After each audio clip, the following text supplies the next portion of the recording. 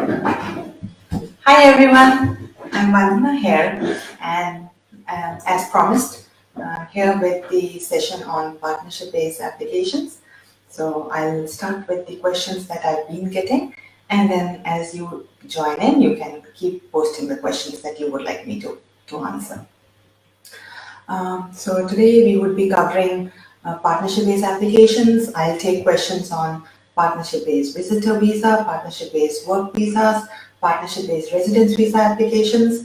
I would take questions on whether I'm eligible to apply for a partnership-based visa, and I would also take questions on what documents do I need to provide for a partnership-based application. And we would also be covering, or you can ask me if there has been a previous decline and you're just unaware of what else to submit, evidence of living together or a genuine relationship. Okay, so let's start with partnership-based temporary entry visa. So it could be a partnership-based visitor or a partnership-based work visa. So if you are partner of a New Zealand citizen or a New Zealand resident, or partner of a New Zealand work visa holder, uh, or partner of a student visa, in certain conditions you are eligible to apply for a partnership-based work visa. I'm only talking about the student partners of student visa holders. So if the student visa holder is enrolled for a course which is at a level of masters or higher, or if it is at a level of at level 8 a postgraduate diploma, and the program is listed in the essential in the long-term skill shortage, then you are eligible to apply for a partnership-based work visa, otherwise a partnership-based visitor visa. So to make things clear, so partners of residents, citizens, partners of work visa holders can apply for a partnership-based work visa.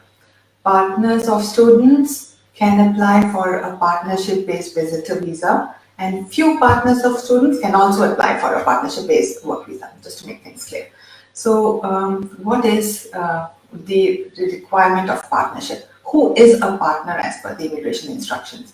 So if you are legally married, if it's a de facto relationship, if you are in a genuine relationship, which is exclusive, which is genuine, which is most likely to be endured, you would be considered a partner.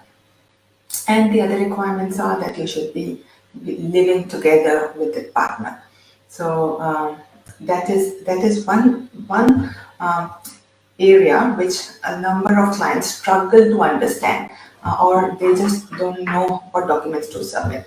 So there could be a citizen or a resident, or there could be this work visa holder in New Zealand planning to get married, and then they do not know how do we put that tick box there of living together, because in certain cultures you cannot live together unless you are married.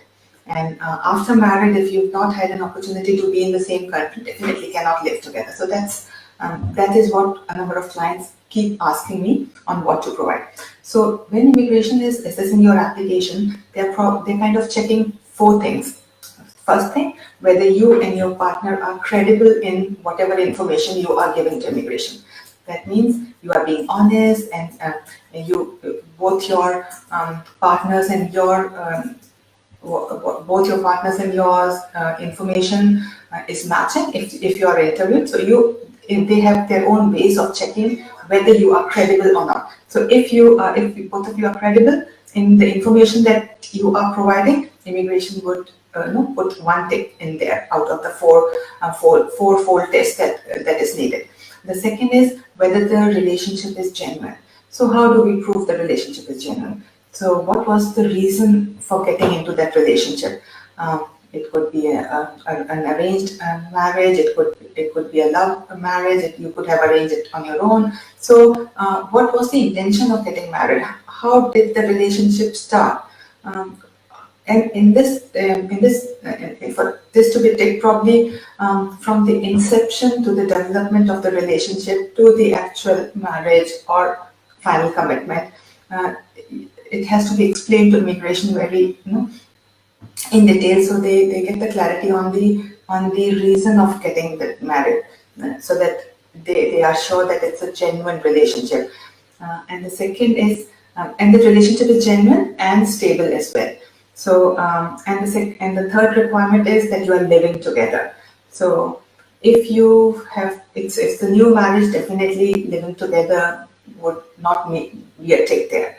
However, there are many other things in living together as well, like living together could be confirmed if you have the same, if you're living at the same address, if you are sharing the utility bills, if you have the shared income, if you have joint liabilities, if you are sharing the family responsibilities. So living together is not just living together in the sense that it's living together at one address, but in case that has not been a possibility, if there are if there has been a period of separation or reasons when the living together criteria has not been met, there are so many ways in which that box can still be ticked. If we explain to immigration what are the reasons of that living together not being met, what are the reasons for separation. There could be genuine reasons for separation. It could be somebody's study commitments, it could be somebody's work commitments, some social commitments. So if there are genuine reasons for separation, definitely the living together criteria could still be met. And also, if by the way of the documentation, the way we submit the documents to immigration, we confirm to them that despite the separation, the couple has been able to maintain the relationship successfully during the period of separation. And also that and the effort has always been made to be together. And that is another thing which will have to be confirmed. So out of the fourfold, I mentioned credibility, that both of you have to be credible in your in documents and information that you provided, the applicant and the supporting partner, and the relationship is genuine, it is stable, and what was the fourth thing? Let me just check, why did I miss it?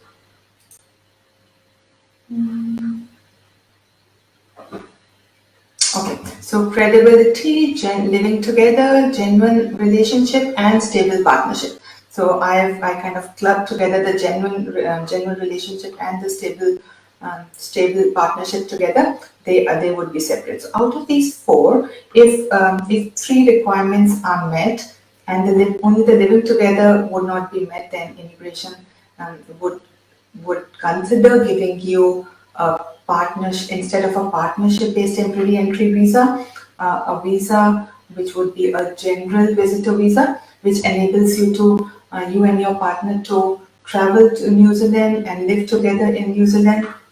So you can apply for a partnership-based visa, and immigration feels that the relationship is genuine and it's stable, and you are credible. But for whatever reasons the living together has not been met, then you may be granted a general visitor visa. So one question which I get from many of my clients and they keep asking me is, in this situation, immigration would grant 9 months of a general visitor visa or visitor visa till the duration of this supporting partner, whichever is earlier. And this period is to give you enough time to travel to New Zealand, make New Zealand your home with your partner, live together for some time before you apply for a partnership-based visa again after you've met the living together criteria. So what is the duration that you have to live together? If you are applying for a partnership-based residence visa, definitely 12 months is the criteria that is needed to have lived together. But if you're applying for a partnership-based temporary entry visa, be it partnership-based work visa or partnership-based visitor visa, there is no minimum requirement of the time period the partnership you have to live together. You have to live together, have enough evidence for immigration to be confirmed of the relationship. So if I've had clients, they reach New Zealand straight to our office in Auckland, and I tell them what documents would probably put a tick box there in the living together criteria. They are already in a genuine relationship, and at times within a month, I'm able to apply for the partnership-based visa. Why I would advise not delaying, or if you don't want to delay, why is this? Why am I covering this today?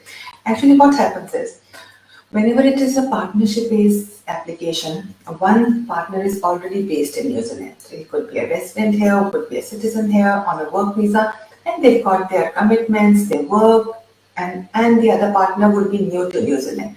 So they travel to New Zealand, they are new, at times they don't have a lot of social support, not many friends here. And when a visit with a visitor visa, general have no work rights, so they can just be at home, and the New Zealand supporting partner would probably get busy with their work commitments. And it's really difficult for a person who's traveled to New Zealand to make friends, to like the place, to gel into the society if they're not working. So if the partner is eligible for a work visa, I would say, and if you've been granted or your partner has been granted a visitor visa general instead of a partnership-based work visa, and you're waiting few months, I would say please come and meet us as soon as possible. There isn't a need to wait that long. Probably you can just come, gather all the documents and apply for the partnership-based work visa. Probably gets easier for the partner to move in the society, make friends, start working, and the relationship somehow gets better. So couples who are planning to get married. So those who are planning to get married and are here on probably student visa, work visa, or are resident or citizens here in New Zealand, I would say contact an advisor or start working on that on your partnership-based application from the time you decide to get married. Start collecting evidence, how the relationship started, who introduced you to the partner, small little evidence, so that when the visa officer sees the application, they are sure of the intention between the couple getting married, of the time lapse between the inception and the development and the relationship, and that it is a genuine relationship and it's most likely to be endured. And I get a lot of questions and a lot of queries from applicants who've got previously a partnership application declined.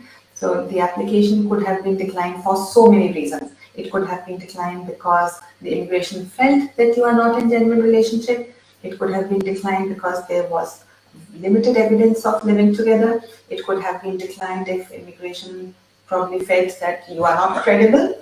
Uh, However, if you feel that that has been incorrectly decided, and please do contact me. We've managed to successfully get a number of applications approved which had multiple declines previously.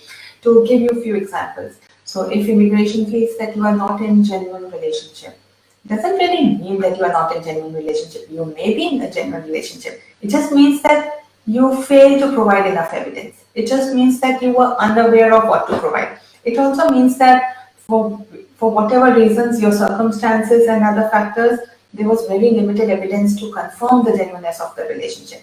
So, however, do come to me if you are actually in genuine relationship. So if you're in genuine relationship, probably there was an intercultural marriage, and the girls or the boys' family or the families did not consent to the marriage. So that there were very few people in the marriage. There was no public recognition. You could not put the photographs on Facebook. You could not share it with people around you. Not because the relationship is not genuine, but because of so many other reasons. And this is what led immigration to believe that the relationship is not genuine. So we've had many applications successfully approved, which were declined for these reasons, probably by giving immigration a little more information on why the family was against the wedding or why it was not accepted. Despite not being accepted, the couple felt strongly for each other and wanted to get married. So there has to be an additional information submitted. There has to be a lot of documentation to cover that aspect. So whatever concerns immigration has gets mitigated, and the application could subsequently be approved then. And the application could have been previously declined because there were limited evidence of living together. So the couple, there could be a period of separation, it could be a new marriage. So again, we've had a number of applications approved which had multiple declines on these criteria. I'll just discuss with you how. So if you had a decline because you had limited evidence of living together because it was a new marriage, and with those limited evidence, immigration could not decide whether this application or this relationship would be stable and would endure. There are so many ways to prove that. Probably the supporting partner could have transferred funds to the applicant, which could be given to confirm the financial interdependence between the couple. Probably there could be so many other ways in which we can prove that the couple is deciding the future together. They are making joint decision making for their future, or probably they are sharing the family social commitments.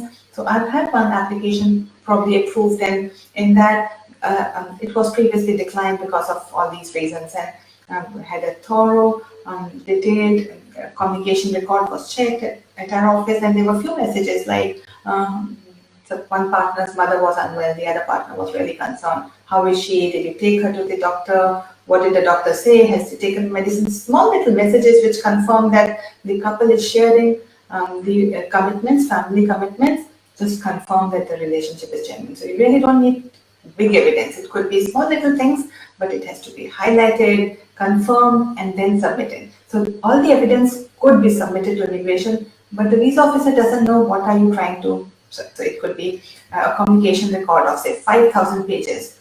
How does the visa officer know what are you trying to prove on those 5,000 pages communication record? So probably if the communication record is highlighted, informing what is being discussed and how that discussion confirms that the relationship is genuine, how that discussion confirms that there is a joint decision making taking place, how does that discussion, a simple WhatsApp discussion, confirms that there is a shared social responsibility being discussed there. So that is what an advisor is needed for. Probably highlighting everything, making the application decision ready for the visa officer to take a decision as soon as the application is allocated. And that's what we do with our partnership-based application, and that is the reason we have such a great success with our partnership-based applications. And what did I say? The third thing, yeah. So we've also got a number of applications approved where there were previous declines on immigration, feeling that the couple was not credible. So the couple may not have told anything which was incorrect. At times, they don't understand the questions. At times, probably the question was interpreted incorrectly by the applicant, or probably the answers were interpreted incorrectly by the case officer. So again, if they feel that you're telling lies, or the decline letter says that you've told lies to immigration and you're not meeting the character requirements and your application is declined, please get in touch with us if you feel that has been incorrectly decided. We've got many applications which were incorrectly or declined previously with these reasons, and we've got them successfully approved as well. And then, if your partner is on a work visa based in New Zealand, planning to getting married in New Zealand, I would suggest the supporting partner to come and meet us before you leave the shores of New Zealand, because there are so many documents that you can collect even before the actual ceremony takes place, and that would be really helpful for the application, partnership-based application. So do contact us before you leave New Zealand to get married, and definitely we could assist you on what documents you could submit to prove the genuineness of the relationship. So would sign off in another 5 minutes. Any other question? Would love to take the question if you have anything, or else all the best for the partnership-based applications.